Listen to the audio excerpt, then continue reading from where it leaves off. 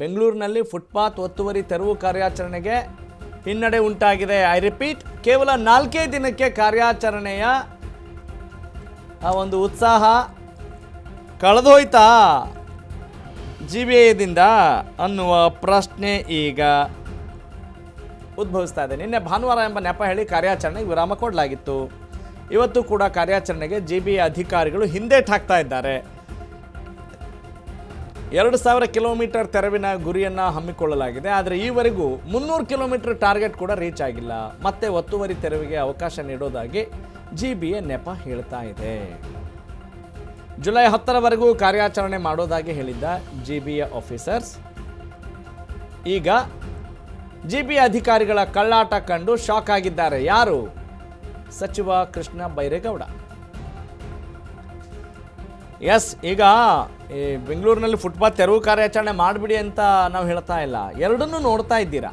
ಅಂದರೆ ಈ ಕಡೆ ತೆರವು ಕಾರ್ಯಾಚರಣೆ ಅಂತ ಹೇಳ್ತಾ ಇದ್ದೀರಾ, ಇನ್ನೊಂದು ಕಡೆ ನೀವು ಬೀದಿ ಬದಿ ವ್ಯಾಪಾರಿಗಳಿಗೆ ಸರಿಯಾಗಿ ಉತ್ತರ ಕೊಡೋಕ್ಕಾಗದೆ ಹೈರಾಣಾಗಿದ್ದೀರಿ, ಹೆಣಗಾಡ್ತಾ ಇದ್ದೀರಿ, ಸರಿಯಾದಂಥ ಉತ್ತರ ಇಲ್ಲ ಅನ್ನುವ ಆರೋಪ ಕೂಡ ನಿಮ್ಮ ಮೇಲೆ ಬರ್ತಾ ಇದೆ. ಹೀಗಾಗಿ ಸನ್ಮಾನ್ಯ ಸಚಿವರು ಏನೋ ಆದೇಶ ಕೊಟ್ಬಿಟ್ರು, ಹೊಸ ಖಾತೆ ನೀವು ನಿಭಾಯಿಸ್ತಾ ಇದ್ದೀರಿ, ನಿಮ್ಮ ಕೆಲಸ ನೀವು ಮಾಡ್ತಾ ಇದ್ದೀರಿ ಅಂತ ಹೇಳ್ಬೋದು. ಆದರೆ ಯಾವ ಆಧಾರದ ಮೇಲೆ ನಮ್ಮ ಆದೇಶ ನಿಂತಿದೆ ಅಲ್ವಾ? ನಮ್ಮ ಉದ್ದೇಶ ಹೆಂಗಿದೆ? ಜನರನ್ನು ನೀವು ಗಮನದಲ್ಲೇ ಇಟ್ಕೊಂಡಿಲ್ವಲ್ಲ ಅನ್ನೋದು ಪ್ರಶ್ನೆ. ಕಾರ್ಯಾಚರಣೆ ಸ್ಥಗಿತಕ್ಕೆ ಪ್ರಭಾವಿಗಳ ಒತ್ತಡ ಹೆಚ್ಚಾಗಿದೆಯಂತೆ. GBAಯ 5 ನಗರ ಪಾಲಿಕೆಗಳಲ್ಲಿ ಸಿಬ್ಬಂದಿ ಕೊರತೆ ಇದೆಯಂತೆ.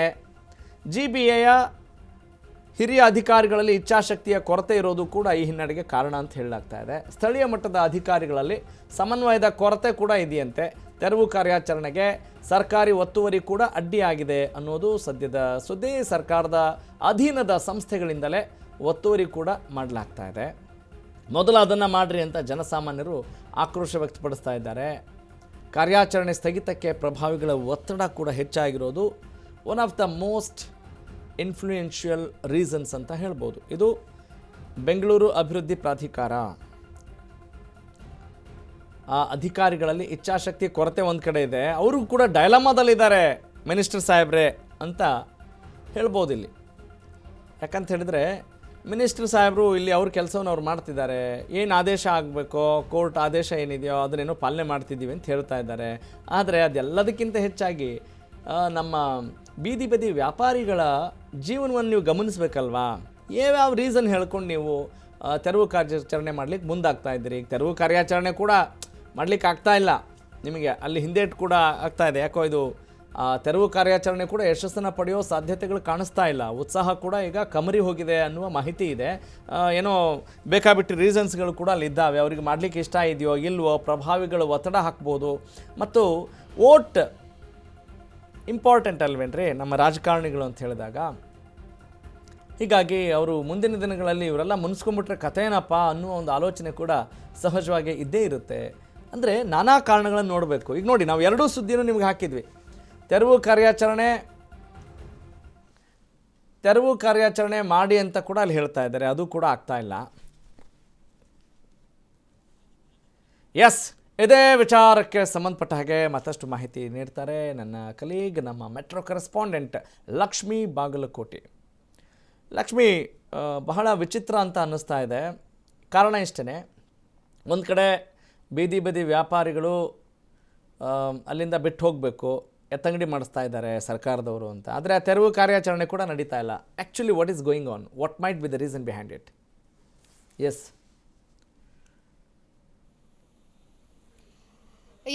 ಸದ್ಯಕ್ಕೆ ಬಂದಿರುವಂಥ ಮಾಹಿತಿ ಪ್ರಕಾರವಾಗಿಯೇ ಗ್ರೇಟರ್ ಬೆಂಗಳೂರು ಅಥಾರಿಟಿ ಏನಿದೆ ಒಂದು ರೀತಿಯಲ್ಲಿ ಫುಟ್ಪಾತ್ ತೆರವು ಮಾಡುವುದಕ್ಕೆ ಮುಂದಾಗಿತ್ತು. ಸದ್ಯದ ವ್ಯವಸ್ಥೆಯನ್ನು ಜೊತೆಗೆ ಸದ್ಯದ ಪರಿಶೀಲನೆಯ ಜೊತೆಗೆ ಸದ್ಯದ ಕೆಲಸವನ್ನು ನಾವು ಗಮನಿಸ್ತಾ ಹೋದಾಗ ನಮಗೆಲ್ಲ ಒಂದು ಕಡೆಗೆ GBA ಏನು ಮಾಡ್ತಾ ಇದೆ, ಹಿಂದೇಟು ಹಾಕ್ತಾ ಇದೆ ಒತ್ತುವರಿ ಕೆಲಸದಲ್ಲಿ ಅನ್ನುವಂಥದ್ದು ಇದು ಕಾಣ್ತಾ ಇರುವಂಥದ್ದು. ಯಾಕೆ ಅಂತಂದರೆ ನಿನ್ನೆ ಭಾನುವಾರ ಅನ್ನುವಂತಹ ನೆಪವನ್ನು ಒಡ್ಡಿ ಕೆಲಸವನ್ನು ಸ್ಥಗಿತ ಮಾಡಲಾಗಿತ್ತು. ಬಳಿಕ ಇವತ್ತು ಆರಂಭ ಮಾಡಿರುವಂಥದ್ದು. ಆದರೆ ವೇಗ ಗತಿಯಲ್ಲಿ ಸಾಗ್ತಾ ಇಲ್ಲ ಅನ್ನುವಂಥದ್ದು.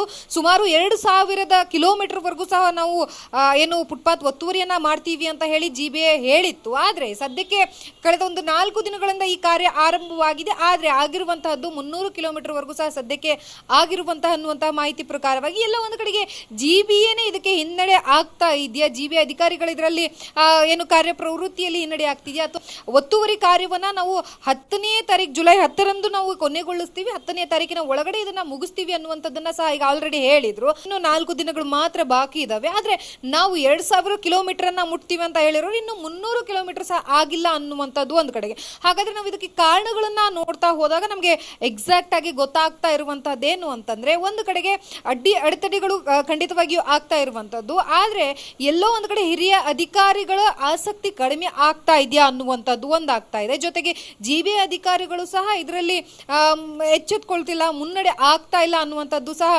ಹೆಚ್ಚಾಗಿ ಕಂಡು ಬರ್ತಾ ಇರುವಂತದ್ದು. ಒತ್ತುವರಿಗೂ ಸಹ ಏನು ಸರ್ಕಾರಿ ಜಾಗಗಳಿದ್ದಾವೆ, ಅಂತಹ ಫುಟ್ಪಾತ್ಗಳಲ್ಲಿ ಸರ್ಕಾರಿ ಶಾಪ್ಗಳಿದ್ದಾವೆ, ಅಲ್ಲೂ ಸಹ ಸಮಸ್ಯೆಗಳು ಆಗ್ತಾ ಇದ್ದಾವೆ ಅನ್ನುವಂಥದ್ದು. ಒಟ್ಟಾರೆಯಾಗಿ ಕಾರಣಗಳು ಯಾವುದೇ ಆದ್ರೂ ಸಹ ಎಲ್ಲೋ ಒಂದು ಕಡೆ GBAನೇ ಇಂದ ಆಗ್ತಾ ಇದೆಯಾ, ಮಲ್ಲೇಶ್ವರಂ ಆಗಿರ್ಬೋದು, ವಿವಿಪುರಂ ಆಗಿರ್ಬೋದು, ಗಾಂಧಿ ಬಜಾರ್ ಆಗಿರ್ಬೋದು, ಈ ಎಲ್ಲಾ ಭಾಗಗಳು ಬೆಂಗಳೂರಿನ ಸ್ಟ್ರೀಟ್ ಶಾಪಿಂಗ್ ಏನಿದಾವೆ ಹೆಸರುವಾಸಿ ಆಗಿರುವಂತಹದ್ದು. ಆದ್ರೆ ಚಿಕ್ಕಪೇಟೆಯಲ್ಲಿ ಒತ್ತುವರಿ ಮಾಡೋದಕ್ಕೆ ನಿಂತ್ರೆ ಅವರಿಗೆ ಸುಮಾರು ಏನಿಲ್ಲ ಅಂದ್ರೆ 4 ರಿಂದ 5 ದಿನಗಳ ಕಾಲ ಖಂಡಿತವಾಗಿಯೂ ಬೇಕಾಗತ್ತೆ. ಯಾಕಂತಂದ್ರೆ ಚಿಕ್ಕಪೇಟೆ ಒಂದ್ ರೀತಿಯಲ್ಲಿ ಸಾಕಷ್ಟು ವ್ಯಾಪಾರಸ್ಥರ ಒಂದು ಜೀವನಾಡಿ ಅದಾಗಿದೆ, ಹೃದಯ ಭಾಗವಾಗಿದೆ ಬೆಂಗಳೂರಿನಲ್ಲಿ. ಹಾಗಾದ್ರೆ 2000 ಕಿಲೋಮೀಟರ್ ವರೆಗೂ ಯಾವ ರೀತಿಯಾಗಿ ಇವರು ಕೆಲಸ ಮಾಡ್ತಾರೆ ಅನ್ನುವಂಥದ್ದು ಎಕ್ಸ್ಟ್ರಾ ಪ್ರಶ್ನೆ ಆಗಿದೆ. ಯಾಕಂದ್ರೆ 4 ದಿನಗಳು ಮಾತ್ರ ಇರೋದ್ರಿಂದಾಗಿ ಎಲ್ಲ ಒಂದ್ ಕಡೆ GBA ಹಿನ್ನಡೆ ಆಗ್ತಾ ಇದೆಯಾ ಅನ್ನುವಂಥ ಪ್ರಶ್ನೆ. ಸೊ ಯಾವುದೇ ರೀತಿಯಾಗಿ ಫುಟ್ಪಾತ್ ಒತ್ತುವರಿಯನ್ನ ಮಾಡೋದಕ್ಕೆ ಮುಂದಾಗ್ತಾ ಇರೋದು ಸದ್ಯಕ್ಕೆ ನಾವು ಕಾದು ನೋಡಬೇಕಾಗಿರುವಂತಹದ್ದು. Got it, thank you Lakshmi. Okay, ನೋಡಿ, ಯಾವುದಾದ್ರೂ ಒಂದು ವಿಚಾರ ಅದು ಈಗ ಸರ್ಕಾರಕ್ಕೂ ಸಕ್ಸಸ್ ಅಲ್ಲ, ನಮ್ಮ ಬೀದಿ ಬದಿ ವ್ಯಾಪಾರಿಗಳಿಗೂ ಕೂಡ ಸಕ್ಸಸ್ ಆಗಲ್ಲ. ಒಂದು ರೀತಿ ಕನ್ಫ್ಯೂಷನ್ ಮೋಡಲ್ಲಿ ಸರ್ಕಾರ ಇದೆಯಾ ಅಂದರೆ ಅಧಿಕಾರಿಗಳ ಒಂದು ಕೋಆರ್ಡಿನೇಷನ್, ಆ ಕೊಹೆರೆನ್ಸ್ ವಿತ್ ಮಿನಿಸ್ಟರ್ ಅದಿಲ್ವಾ ಅನ್ನುವ ಪ್ರಶ್ನೆ ಕೂಡ ಈಗ ವ್ಯಕ್ತವಾಗ್ತಾ ಇದೆ. ಮೊದಲೇ ಕಷ್ಟಪಟ್ಟು ಆಯಾ ಖಾತೆಗಳನ್ನು ಪಡೆದುಕೊಂಡಿರ್ತಾರೆ ಸಚಿವಾಕಾಂಕ್ಷಿಗಳು. ಹೀಗಿರುವಾಗ ಇದು ಕೂಡ ಒಂದು ದೊಡ್ಡ ಹಿನ್ನಡೆ ಆಗೋದ್ರಲ್ಲಿ ಯಾವ ಅನುಮಾನ ಇಲ್ಲ. ಬಟ್ ಮುಂದೆ ಏನಾಗುತ್ತೆ, ಏನೋ ಒಂದು ನಿರ್ಧಾರಕ್ಕೆ ಬರಲೇಬೇಕಲ್ಲ. ಈಗ ಬೀದಿ ಬದಿ ವ್ಯಾಪಾರಿಗಳು ಒಂದು ಕಡೆ ಸ್ಟ್ರೈಕಿಗೆ ಹಮ್ಮಿಕೊಳ್ತಾ ಇದ್ದಾರೆ, ಮತ್ತು ಜನಸಾಮಾನ್ಯರು ಕೂಡ ಅದನ್ನು ನಂಬ್ಕೊಂಡಿರ್ತಾರೆ, ಗ್ರಾಹಕರು ಕೂಡ ತೊಂದರೆ ಆಗೇ ಆಗುತ್ತೆ. ಈಗ ಸರ್ಕಾರದಲ್ಲೂ ಕೂಡ ಈ ಒಂದು ಸಮನ್ವಯ ಕೊರತೆ ಎದ್ದು ಕಾಣಿಸ್ತಾ ಇದೆ. ಹೀಗಾಗಿ ಅಸ್ತವ್ಯಸ್ತ, ಗೋಜಲು, ಗೊಂದಲ ಇದು ಕಡಿಮೆ ಮಾಡಿಕೊಳ್ಳೋ ನಿಟ್ಟಿನಲ್ಲಿ ನೀವು ಮುಂದುವರೆದ್ರೆ ಒಳ್ಳೆಯದು ಅನ್ನೋದು ನಮ್ಮ ಕಾಳಜಿ ಮತ್ತು ಜನಪರ ಒಂದು ಮುತುವರ್ಜಿ.